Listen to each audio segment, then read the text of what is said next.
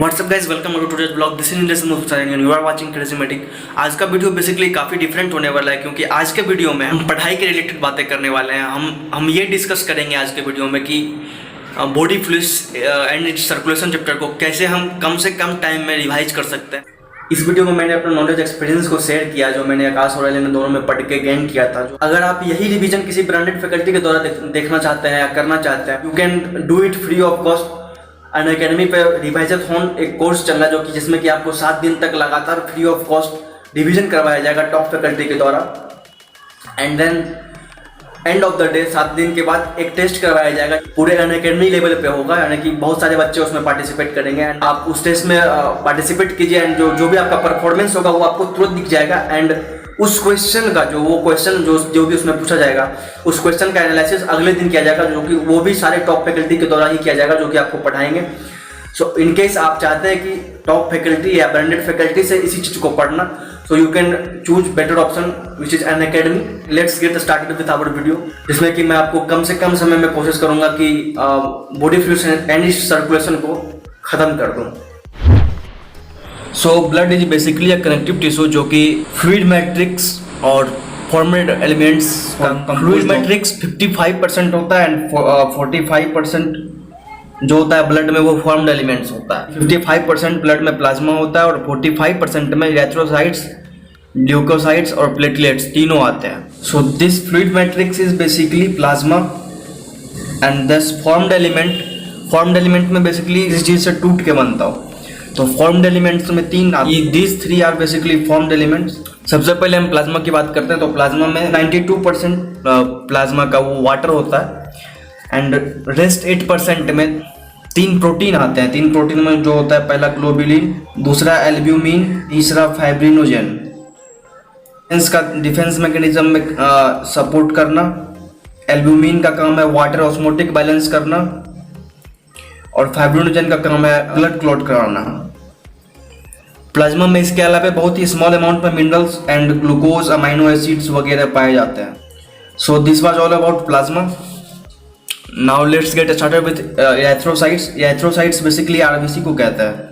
सो adult में red bone marrow में formation होता है और एम्ब्रायोनिक स्टेज में या फिर किड में जो होता है वो स्प्लीन और लीवर में फॉर्मेशन होता है। सो ये सब बेसिक इन्फॉर्मेशन है, जो कि आपके दिमाग में ऐसे ब्लड को सुनते ही आना चाहिए। ब्लड का फॉर्मेशन कहाँ होता है? स्प्लीन और लीवर। बड़ा होने के बाद रेड बोन मैरो में होता है। 5 to 5.5 मिलियन पर mm³ ब्लड काउंट होता है, आरबीसी काउंट होता है। इसमें माइटोकॉन्ड्रिया एब्सेंट होता है, न्यूक्लियस एब्सेंट होता है। माइटोकॉन्ड्रिया एब्सेंट होने की वजह से एनारोबिक डिस्प्रेशन करता है।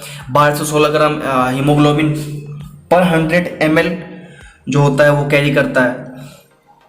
और जो आरबीसी में जो कार्बन डाइऑक्साइड कैरी किया जाता है वो ज़्यादातर कार्बा अमाइनोग्लोबिन के फॉर्म में किया जाता है।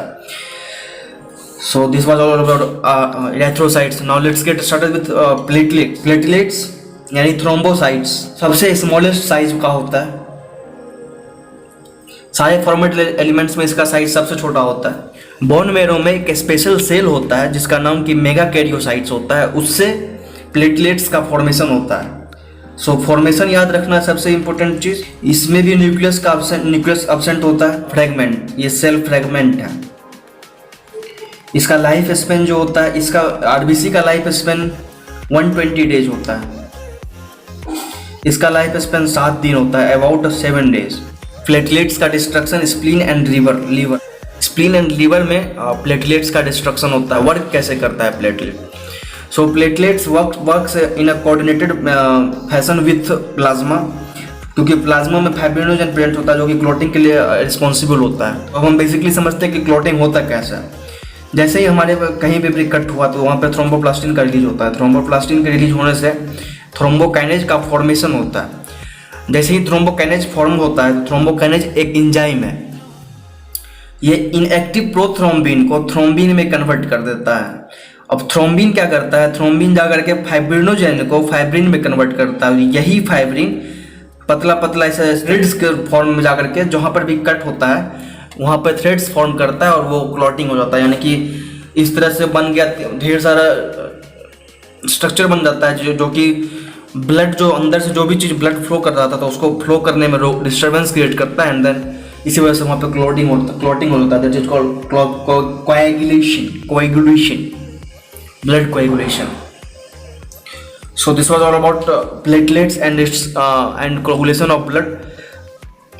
Now let's get started with leucocytes. Leucocytes basically WBC को कहते हैं. ये अकेला फॉर्म्ड एलिमेंट है जो कि न्यूक्लिएटेड होता है. ये 6000 से 8000 पर mm³ ऑफ ब्लड पाया जाता है.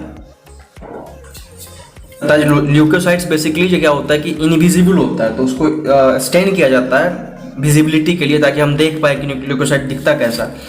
तो वी फाइंड कि 2 पार्ट होता है ल्यूकोसाइट्स में.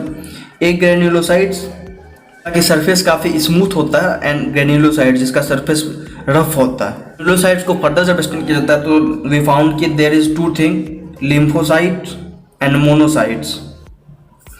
और जब ग्रेन्युलोसाइट्स को स्टेन किया जाता है तो we find there is 3 thing, basophil, eosinophil और न्यूट्रोफिल.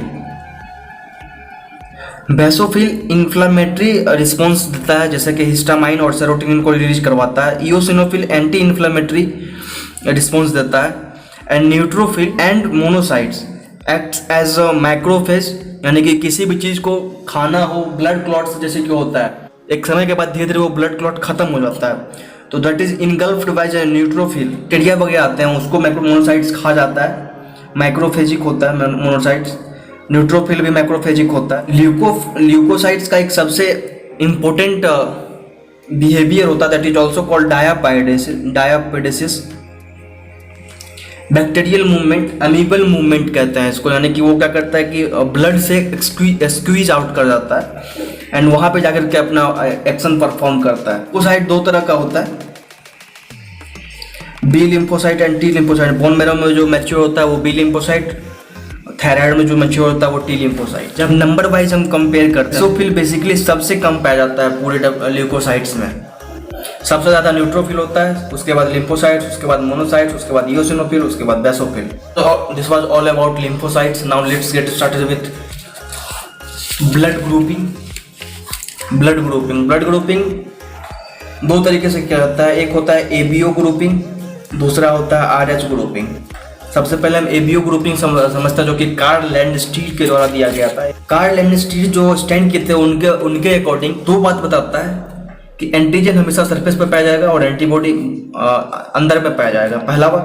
दूसरा बात ये बताता है कि ब्लड जो होता है वो अपने एंटीजन से रेसिस्टेंट होता है, यानी जो ब्लड हमारा ब्लड ग्रुप जो भी होगा उस पर जो एंटीजन पाया जाएगा उसके रेसिस्टेंट होता है वो, यानी कि उसके खिलाफ एंटीबॉडी नहीं बनाता है. लेकिन अगर उस ब्लड ग्रुप के अलावा कोई दूसरा एंटीजन ब्लड में घुसता है तो उसके खिलाफ वो एंटीबॉडी बनाना शुरू कर देता है. याद रखना है, जो हमारा ब्लड ग्रुप वही हमारा एंटीजन.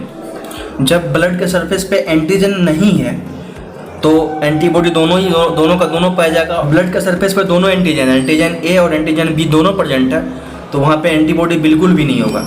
इसी वजह से चूंकि इसके ब्लड में एंटीबॉडी होता ही नहीं है, इसीलिए ये यूनिवर्सल रिसेप्टर है. जिसका ब्लड ग्रुप ए बी होगा उसमें उसको कोई भी ब्लड ग्रुप दिया जा सकता है. ब्लड ग्रुप ए भी दिया जा सकता है, बी भी दिया जा सकता है और ओ भी दिया जा सकता है. और ब्लड ग्रुप ओ जो होता है वो यूनिवर्सल डोनर होता है, यानी ये सबको ब्लड देगा, ए बी को भी देगा, बी को भी देगा और ए को भी देगा. ये सबको ब्लड दे सकता है. सबसे इम्पोर्टेंट जो हमको इस पूरे ब्लड ग्रुपिंग में याद रखना है, एबीओ ब्लड ग्रुपिंग में याद रखना है, वो है कि 2 बात लैंडस्टीड का कहना था कि हमारा इम्यून सिस्टम हमारे ब्लड के एंटीजन से रेसिस्ट होता है, यानी हमारा जो भी एंटीजन होगा, हमारे ब्लड में जो भी एंटीजन होगा उसके अगेंस्ट एंटीबॉडी नहीं बनाएगा. पहला लैंडस्टीड का कहना था.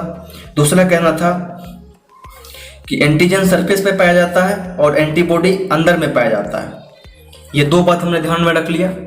अब हमने देखना शुरू किया कि एंटीजन अगर किसी के सरफेस पे ब्लड ग्रुप ए है तो उसके सरफेस पे एंटीजन क्या होगा, ए होगा, क्योंकि हमने पहले ही कह दिया जो ब्लड ग्रुप होता है वही एंटीजन होता है. हमेशा एंटीबॉडी जो होगा वो एंटीजन के उल्टा पाया जाएगा. ग्रुप ओ है यानी एंटीजन नहीं है उसके अंदर, तो दोनों एंटीबॉडी पाया जाएगा.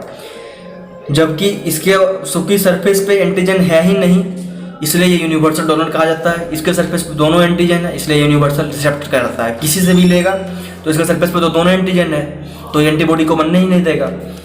ये यूनिवर्सल डोनर इसलिए क्योंकि इसके सरफेस पे एंटीजन है ही नहीं। जब ये किसी भी ब्लड में जाएगा तो वहाँ पे जो ब्लड इसके एंटीजन को पहचान ही नहीं पाएगा कि इसमें कौन सा एंटीजन है। तो जब इसके ऊपर एंटीजन पहचान ही नहीं पाएगा तो एंटीबॉडी बनाएगा नहीं। So this was about ABO grouping. RH grouping में क्या होता है कि जो आरएच पॉजिटिव होता है एक और आरएच निगेटिव होता है। ये रिसेस मंकी में पाया गया था। यहाँ पे हमें एक सबसे बहुत ही इंपॉर्टेंट केस देखने के लिए मिलता है, दैट इज कॉल्ड इराइथ्रोब्लास्टोसिस फिटालिसिस। इराइथ्रोब्लास्टोसिस फिटालिसिस होता कैसे? तो प्रेग्नेंट वीमेन होती है, नेगेटिव होती है और अगर उसका पहला बेबी फर्स्ट फीटस जो होता है वो पॉजिटिव होता है, तो पहला जो फर्स्ट टाइम जो होता है, तो चूंकि प्लासेंटा काफ़ी वेल प्रोटेक्टेड होता है तो इस समय ब्लड का ट्रांसफ्यूजन का कोई चांसेस नहीं है। अगर अच्छे से डिलीवरी हुआ ब्लड के मिक्सिंग का चांसेस नहीं होता है। लेकिन अगर इन केस ब्लड का मिक्सिंग हो गया तो क्या होगा कि इसके ऊपर में जो RH प्लस एंटीजन है वो मोम के ब्लड में चला जाएगा। तो जैसे ही इसके सरफेस पर तो एंटीजन था नहीं, अभी के सरफेस पे एंटीजन चला गया तो क्या होगा कि मोम जो है अपने ब्लड में RH के खिलाफ एंटीबॉडी बनाना शुरू कर देगी। सेकेंड टाइम होगा तो इसके प्रेग्नेंट वीमेन जो सेकेंड बेबी कंसीव करेगी तो इसके पास एंटीजन भी है और एंटीबॉडी भी है। अब अगर बच्चा फ्यूटस जो है फिर से पॉजिटिव होता है तो ये क्या करेगी, पॉजिटिव एंटीजन जैसे ही ब्लड मिक्सिंग होगा, अगर फिर से वही बात है, अगर इजीली अच्छे से बहुत वेल केयर करके किया गया डिलीवरी तो नो प्रॉब्लम। अगर ब्लड मिक्सिंग होता है तो सेकेंड टाइम में तो इसके ब्लड में एंटीजन और एंटीबॉडी दोनों प्रेजेंट है और इसके सरफेस पर सिर्फ और सिर्फ एंटीजन है, तो क्या होगा कि इंटरमिक्सिंग हो जाएगा। जैसे ही इंटरमिक्सिंग होगा तो हीमोलाइसिस कॉज करेगा। वो हीमोलाइसिस का मतलब वो ब्लड का ब्रेक डाउन करना। जैसे ही ब्लड ब्रेक डाउन होगा तो इसी प्रोसेस को कहते हैं इराइथ्रोब्लास्टोसिस। और जैसे ही ब्लड का ब्रेक डाउन होगा तो उस बच्चे में एनीमिया देखने को मिलेगा। So this was very special case about RH grouping. So this was all about the blood basically. तो इतना सारा इन्फॉर्मेशन जो है हमें ब्लड के बारे में ध्यान में रखना है। एंड नाउ सर्कुलेशन को हम अपने नेक्स्ट वाले वीडियो में कवर करेंगे।